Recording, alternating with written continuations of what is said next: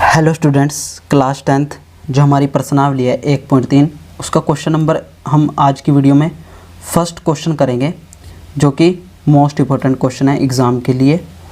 Exam में हर बार पूछा जाता है क्वेश्चन, ठीक है। अब इस क्वेश्चन को देख लेते हैं, क्या कह रहा है क्वेश्चन में। सिद्ध कीजिए कि √5 एक अपरिमेय संख्या है। क्या कह रहा है कि हमें सिद्ध करना है कि √5 एक अपरिमेय संख्या है, ठीक है। अब देखो इस क्वेश्चन को करते हैं हम। क्वेश्चन में क्या बोला है कि जो हमारे पास इसको क्वेश्चन नंबर 1 का आंसर लिखते हैं। पर अपरिमेय संख्या बोला है, हमें उसका उल्टा लेना है। यहाँ पे हम मान लेते हैं, माना √5 एक परिमेय संख्या है। क्या है? परिमेय संख्या, ठीक है। हमें उसका उल्टा लेना है, जो कि क्वेश्चन में बोला है अपरिमेय संख्या। हमें क्या लेना है? माना √5 एक परिमेय संख्या है। अब परिमेय संख्या है, परिमेय संख्या क्या होता है? √5 जो उसका एक सूत्र होता है P/Q। जब परिमेय संख्या हो गया तो √5 P/Q हो जाएगा, ठीक है। अब यहाँ पे P और Q क्या है? सहभाज्य। P/Q एक सहअभाज्य संख्या है, या यहाँ पे लिख देते हैं P और Q सहभाज्य है, ठीक है। क्योंकि संख्या तो नहीं है यहाँ पे, ये एक P और Q एक परिमेय संख्या के वो, ठीक है। अब उसके बाद सहभाज्य क्या होता है कि जो यहाँ पे लिख देते हैं P और Q का जो HCF आएगा, इनका P और Q का जो HCF होगा वो कितना होगा? 1 आना चाहिए, ठीक है। परिमेय संख्या तब मानी जाएगी जब P और Q का HCF कितना आ जाएगा? 1। और Q यहाँ पे 0 नहीं हो सकता, ठीक है। जो P/Q होता है ना, ये Q कभी भी 0 नहीं होता। अब यहाँ पे इसके नीचे कुछ नहीं है, यहाँ पे 1 लेते, क्रॉस मल्टीप्लाई कर देते हैं, इसके साइड और इसके, ठीक है। तो यहाँ पे देखो P Q इसके साइड चला जाएगा तो √5 Q ये आ गया, ठीक है। इसको फर्स्ट इक्वेशन मान लेते हैं।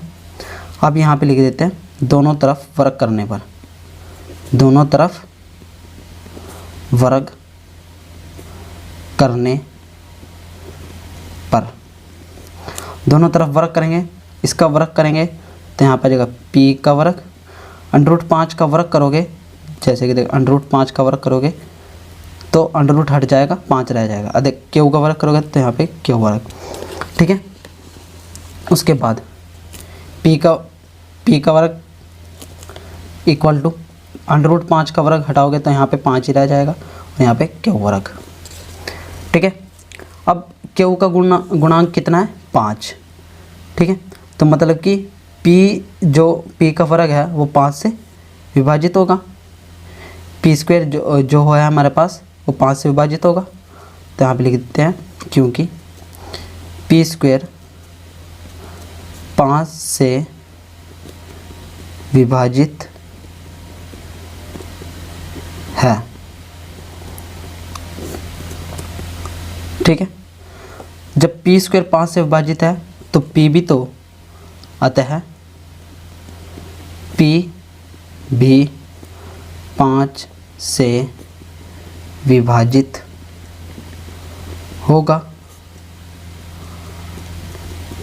ठीक है ना। यह बात, जब P² 5 से विभाजित है तो P भी तो 5 से विभाजित होगा। कैसे होगा? देखो एक थोड़ा सा ट्रिक समझ लो। जैसे कि हमारे पास 25 है, अब 25 का वर्ग क्या होता है? 5। ये भी 5 से डिवाइड होगा तो ये 5 भी तो 5 से ही डिवाइड होएगा, ठीक है। मतलब कि जैसे कि 25 खाली है तो 5 से डिवाइड हो रहा है, वर्ग करके जो आ रहा है 5 वो भी 5 से डिवाइड हो रहा है। तो यहाँ पे इसी वजह से P² है वो 5 से विभाजित होगा और P भी 5 से विभाजित होगा, ठीक है। अब उसके बाद एक ये ट्रिक है। उसके बाद जो आपने करना है एग्ज़ाम में, यहाँ पे जो हमें इक्वेशन 1 मानी थी ना, देखो यहाँ पे P इक्वल टू √5 क्यू की जगह आपने R लिख लेना है सिर्फ, ठीक है। क्यू की जगह आपने क्या लिखना है, R। अब आगे स्टार्ट करते हैं। यहाँ पे लिखते हैं, ये यहाँ पे फर्स्ट इक्वेशन ये ली ना, हमने क्या लेनी है, ये वाली इक्वेशन लेनी है। यहाँ पे 5 है ना, तो अंडर रूट हट जाएगा। देखो यहाँ पे ये खाली 5 आएगा, क्योंकि ये वाली इक्वेशन लेनी है सेकंड, इसको सेकंड मान लेते हैं, ठीक है बच्चों। ये वाली इक्वेशन नहीं लेनी, हमने सेकंड इक्वेशन लेनी है। तो यहाँ पे देखो P equal to 5 Q square की जगह हमें R लिखना है। सारी इक्वेशन ऐसी लिखनी है। उसके बाद यहाँ पे लिखते हैं दोनों तरफ वर्ग करने पर। अब दोनों तरफ वर्ग करेंगे। P का वर्ग कितना हो जाएगा, P का वर्ग 5 का वर्ग करोगे तो यहाँ पे आ जाएगा 25, R का वर्ग करोगे तो यहाँ पे R वर्ग हो जाएगा, ठीक है। अब इसको थर्ड इक्वेशन मान लेते हैं। अब यहाँ पे P स्क्वायर का मान, यहाँ पे सेकंड इक्वेशन से यहाँ पे लिख देते हैं P स्क्वायर का मान रखने पर, ठीक है। P स्क्वायर का मान रखने पर, P स्क्वायर का मान रखेंगे इसमें कितना है, 5 Q square equal to 25 R square, ठीक है। ये हो गया। अब 5 को इस साइड डिवाइड में भेज देते हैं, Q square 25 divide by 5 R square, ये कटा 5 5 25, तो कितना बचा यहाँ पे, क्यू का वर्ग, यहाँ पे आ रहा 5 R स्क्वायर। अब देखो सेम वही इक्वेशन बन गई। इसका R का गुणांक कितना है, 5, तो क्यू स्क्वायर किससे विभाजित हो रहा है, 5 से।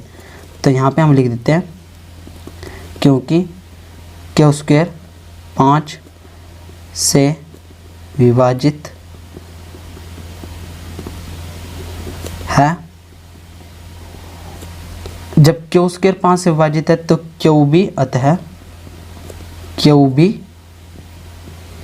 5 से विभाजित होगा, ठीक है।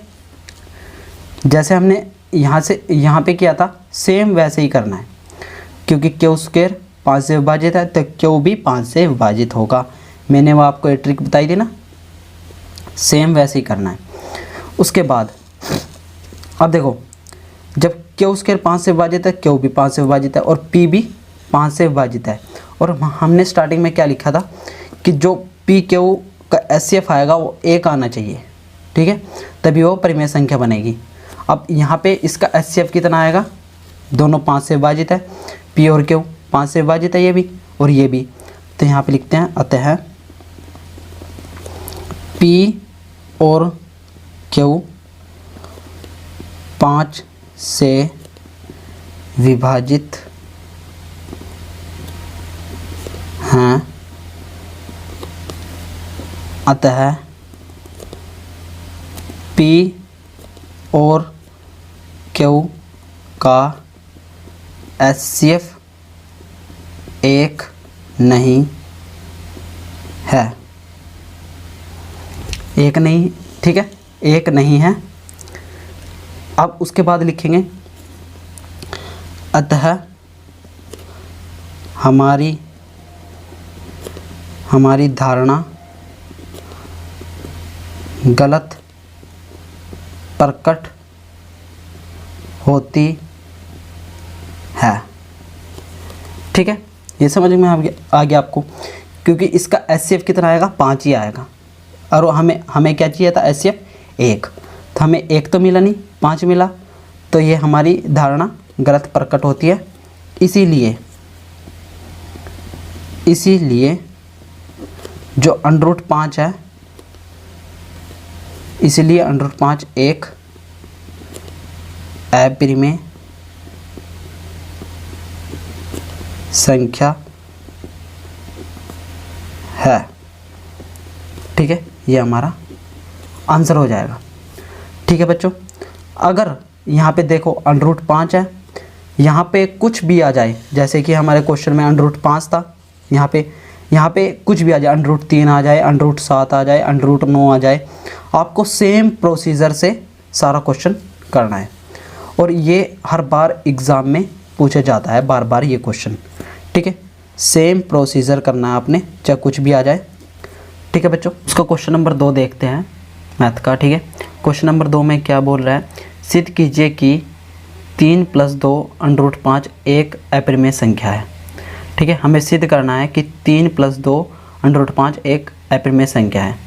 ठीक है, अब हम इस क्वेश्चन को करते हैं। सबसे पहले हमें इस क्वेश्चन में देखो, ये एक्सरसाइज 1.3, इसको क्वेश्चन नंबर 2 देख लेते हैं। हमने क्वेश्चन नंबर 2 है, ठीक है, जो हमारे पास है हमने माना देखो 3 + 2 √5 है, जो वो एक अपरिमेय संख्या हमें सिद्ध करनी है, उसका हमें उल्टा मान लेना है।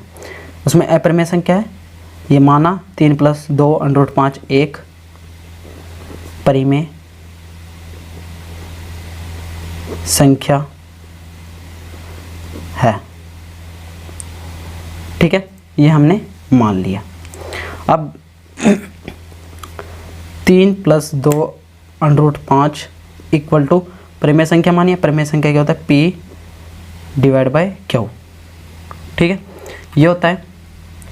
मैंने जो इसका क्वेश्चन फर्स्ट है उसमें भी बताया था कि परिमेय संख्या होगा P/Q होगा, और जो Q होगा वो कभी भी 0 नहीं होगा। ठीक है, यहाँ पे P और Q है, जो P और Q सह अभाज्य है। ठीक है, सह अभाज्य है, जिसका HCF होगा, जो P और Q का HCF है वो 1 होगा। ठीक है, जो परिमेय संख्या है उसका P और Q का HCF होगा, जो वो 1 आना चाहिए। ठीक है, उसके बाद इसको सोल्व करते हैं। कुछ नहीं है, 1 देखो P/Q, इसको इस साइड ले लेते हैं पहले। देखो 2 √5 = P/Q -3, ये प्लस का 3 है, इस साइड आके माइनस को हो जाएगा। तो ये भी परिमेय संख्या, ये भी परिमेय संख्या। परिमेय संख्या में चाहे माइनस करो, चाहे गुणा करो, चाहे भाग करो, वो परिमेय संख्या ही आएगी। ठीक है, यहाँ तक समझ में आ गया आपको। उसके बाद ठीक है, ये परिमेय संख्या होगी। अब देखो, क्योंकि यहाँ पे 2 है, ये गुणा में इस साइड आगे डिवाइड में हो जाएगा, तो यहाँ पर आ जाएगा √5 P/Q -3 डिवाइड बाय, ये गुणा में थे, ये डिवाइड में आ जाएगा 2। ठीक है, ये भी परिमेय संख्या, ये भी परिमेय संख्या, ये भी परिमेय संख्या होगी। ठीक है, क्योंकि चाहे परिमेय संख्या में माइनस करो डिवाइड करो, वो परिमेय संख्या ही बनती है। देखो जो ये हमारे पास मैंने सर्कल किया, ये क्या हमारे पास परिमेय संख्या। ठीक है, और जो ये √5 है, ये हमने फर्स्ट क्वेश्चन में पहले सोल्व कर रखा है। ये क्या है, अपरिमेय संख्या, ये हमने पहले सोल्व कर रखा है, अपरिमेय संख्या। ठीक है बच्चों, तो यहाँ पे हम लिखते हैं,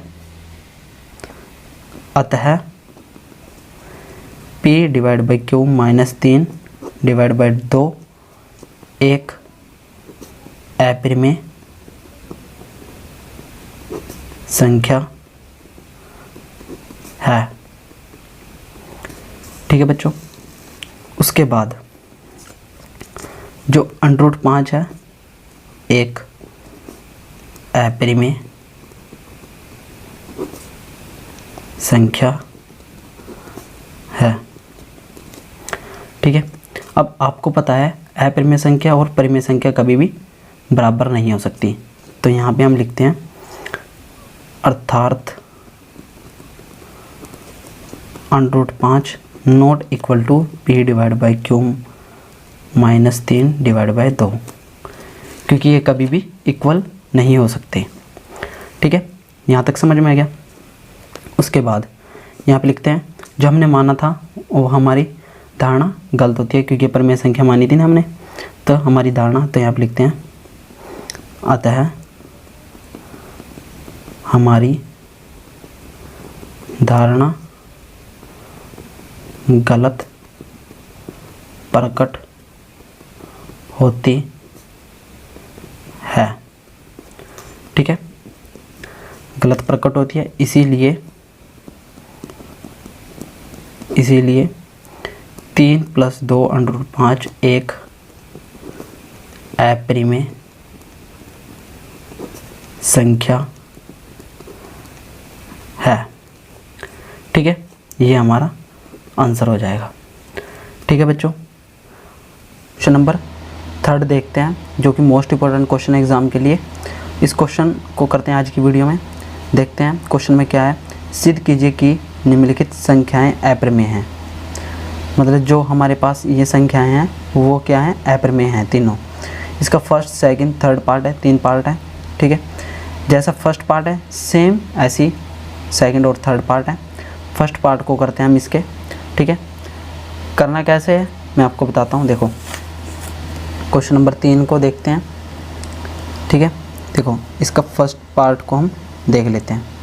ठीक है, फर्स्ट पार्ट देखो, फर्स्ट पार्ट क्या बोल रखा है इसमें, 1/√2 एक अपरिमेय संख्या है। हमने उसका उल्टा मान लेना है। क्या है, 1/√2 एक परिमेय संख्या है। ठीक है, ये हमने मान लिया। उसके बाद क्या करना होता है, 1/√2 को हमें परिमेय संख्या मानी है, तो उसको परिमेय संख्या के द्वारा दिखाते हैं P/Q। ये हमारे पास परिमेय संख्या होती है। ठीक है, जिसमें Q 0 नहीं होता। ठीक है, जो P और Q है, P और Q सह अभाज्य है। ठीक है, और जो HCF है P और Q का वो कितना है, 1। मतलब कि जब 1/√2 परिमेय संख्या बनेगी तो उसका HCF 1 होना चाहिए। ठीक है, और Q हमारा 0 नहीं है। ठीक है, उसके बाद हम यहाँ पे लिखते हैं इसको पलटने पर। ठीक है, पलटने पर इसको मतलब कि उल्टा कर देंगे, √2 = Q/P। ठीक है बच्चों, अब ये हमारे पास क्या है, परिमेय संख्या। ठीक है, और ये हमारे पास क्या है, अपरिमेय संख्या। या मतलब कि आप जानते हो √2 हमने पिछले क्वेश्चन में सॉल्व किया था, तो उसमें √2 क्या था, अपरिमेय संख्या। मतलब कि √5 किया था ना उसमें, तो √2 भी परिमेय संख्या है, क्योंकि मैंने बताया था √5 हो, √5 हो, √7 हो, तो सारी अपरिमेय संख्या होती है। तो ये भी अपरिमेय संख्या है। ये क्या है हमारे पास, मैं यहाँ पे लिख देता हूँ, ये हमारे पास है परिमेय संख्या। ठीक है, और ये हमारे पास क्या है, अपरिमेय संख्या। ठीक है, ये हो गया। अब यहाँ पे हम लिखते हैं, हम जानते हैं कि √2 एक अपरिमेय संख्या है। ठीक है, ये हम जानते हैं। उसके बाद यहाँ पे अतः Q/P एक परिमेय संख्या है। ठीक है, अब उसके बाद यहाँ पे अर्थात √2 ≠ Q/P, मतलब कि अपरिमेय संख्या कभी भी परिमेय संख्या के इक्वल नहीं हो सकती। ठीक है, तो अतः 1/√2 एक अपरिमेय संख्या है। ठीक है, ये हमारा फर्स्ट पार्ट यहाँ पे कंप्लीट हुआ, ये हमारा आंसर आ गया। उसके बाद सेकंड पार्ट में क्या है 7√5। ठीक है, मैंने आपको बता रखा है ये अपरिमेय बोल रखा है, उसका हमने उल्टा मान लेना है। एक परिमेय संख्या है, ये यहाँ पे लिख देते हैं परिमेय संख्या है। ठीक है, अब 7√5 जब परिमेय संख्या होगी तो ये किसके इक्वल होगी P/Q, और Q यहाँ पे 0 नहीं हो सकता। सेम लैंग्वेज लिखनी है यहाँ पे, जैसे कि ये लिखे P और Q सहभाज्य है और इसका HCF कितना है 1। ठीक है, सेम यहाँ पे भी लिखना है, यहाँ पे लिख देते हैं जो HCF है P और Q का वो कितना 1। ठीक है, मैंने डायरेक्ट लिख दिया है, आप वो लैंग्वेज भी लिख लेना है। ठीक है, उसके बाद यहाँ पे 7, ये 7 इस साइड गुणा में है तो यहाँ पे डिवाइड में बच जाएगा, तो √5 = P, यहाँ पे आ जाएगा 7Q। ठीक है, अब आपको पता है ये क्या है परिमेय संख्या, और ये आपको पता है √5 या 5 क्या है अपरिमेय संख्या। ठीक है, यहाँ तक आपको समझ में आ गया। ठीक है, उसके बाद सेम लैंग्वेज लिखनी है, जैसे मैंने लिखवाई थी ना। हम जानते हैं कि यहाँ पे √2 है तो वहाँ पे लिख देना √5 एक अपरिमेय संख्या है, अतः P/ यहाँ पे P/7/Q है, ये क्या है परिमेय संख्या। ठीक है, यहाँ पे आप लिख लेना और आगे लिखें अतः ये √5 नॉट इक्वल टू P/7/Q, मतलब कि कभी भी अपरिमेय संख्या परिमेय संख्या के इक्वल नहीं हो सकती। तो अतः 7√5 एक अपरिमेय संख्या है। ठीक है, बस आपको वो लैंग्वेज सेम हर एक पार्ट में लिखनी है। ठीक है, मैंने वो छोड़ दिया है, आप लिख लेना है। ठीक है, ये वाली लैंग्वेज, ये वाली यहाँ पे √2 है, यहाँ पे √5 हो जाएगा, और यहाँ पे Q/P है तो यहाँ पे P/7Q हो जाएगा। ठीक है, जैसे ये लिख रहे हैं सेम ऐसे लिखना है। उसके बाद नेक्स्ट जो हमारे पास है थर्ड पार्ट, उस पर चलते हैं। ठीक है, थर्ड पार्ट पे चलते हैं हम।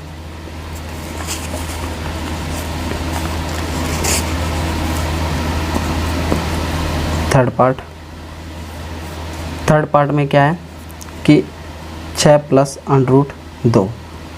ठीक है, ये परिमेय संख्या है, हमने इसको क्या मानना है एक परिमेय संख्या है।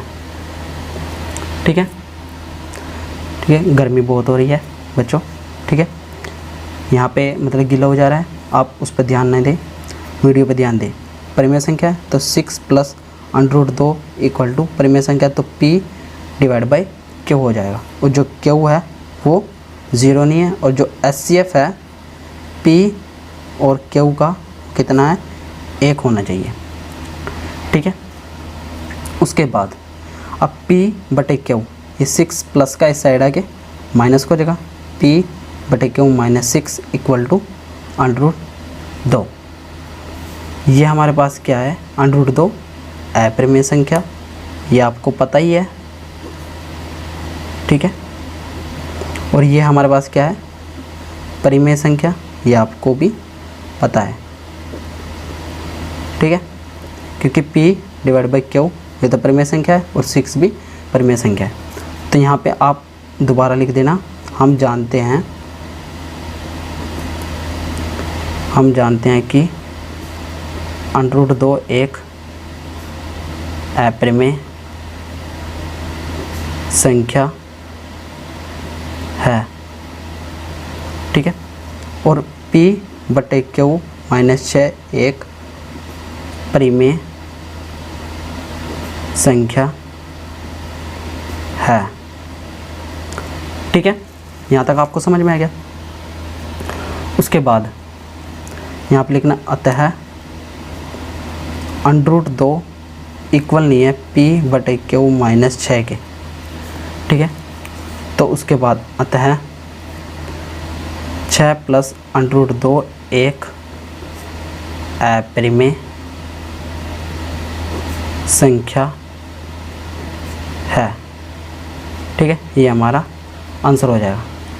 ठीक है बच्चों, आपको ये वीडियो पसंद आई है तो इसे लाइक करें, कमेंट करें, शेयर करें और चैनल को सब्सक्राइब कर लें। Thanks to watching my channel and subscribe now.